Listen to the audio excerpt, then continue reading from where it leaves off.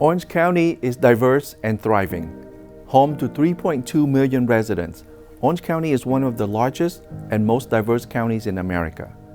We have a vibrant Latino community and the largest Vietnamese community outside of Vietnam in Little Saigon, as well as Koreatown and Little Arabia.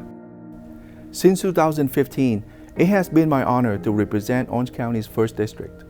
As your supervisor, I have worked to tackle the biggest challenges facing our state and county. From homelessness to mental health, we have shown a way forward that delivers meaningful solutions and real results. For years, our communities have watched our neighborhoods slowly decay.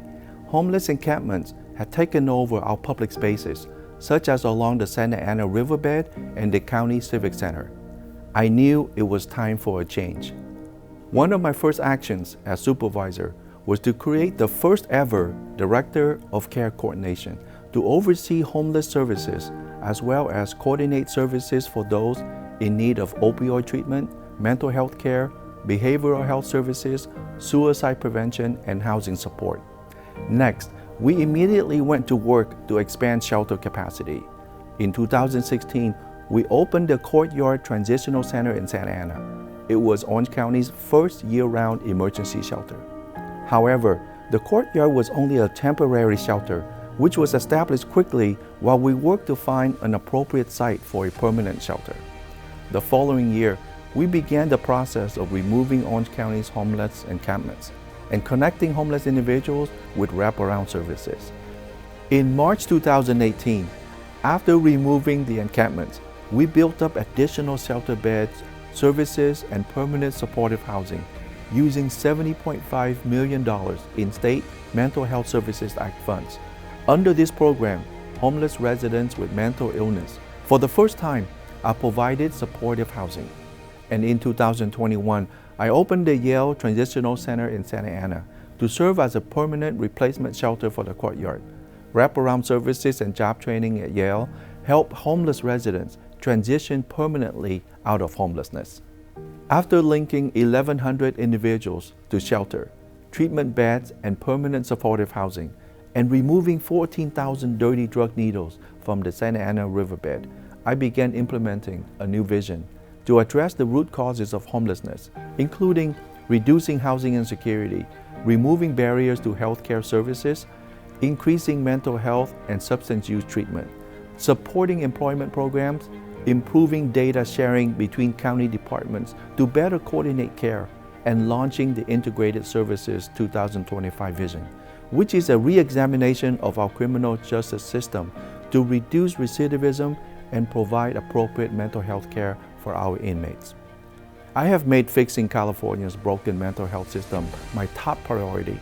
Many of our challenges with public safety, overcrowded emergency rooms, high incarceration rates, and drug abuse can be traced directly to untreated mental health conditions. To help build a mental health infrastructure for Orange County, I worked with others to establish BYLOC and fought for $30 million in funding to build Orange County's first mental health treatment center on Anita Street in the city of Orange in March of 2018.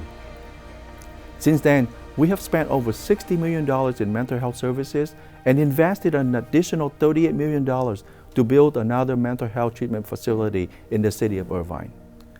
And I have long ago identified affordable housing as a critical need in Orange County. In March of 2018, I proposed and the Board of Supervisors passed a resolution pledging to increase housing stock to accommodate the needs of workers and families of all income levels by committing to build housing options at or below the $500,000 price level.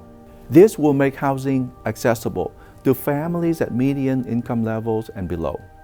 In September of the same year, we joined with our state delegation to pass Assembly Bill 448, which created the Orange County Housing Finance Trust. This joint power authority will help fund building 2,700 housing units for the homeless and low-income families in the county.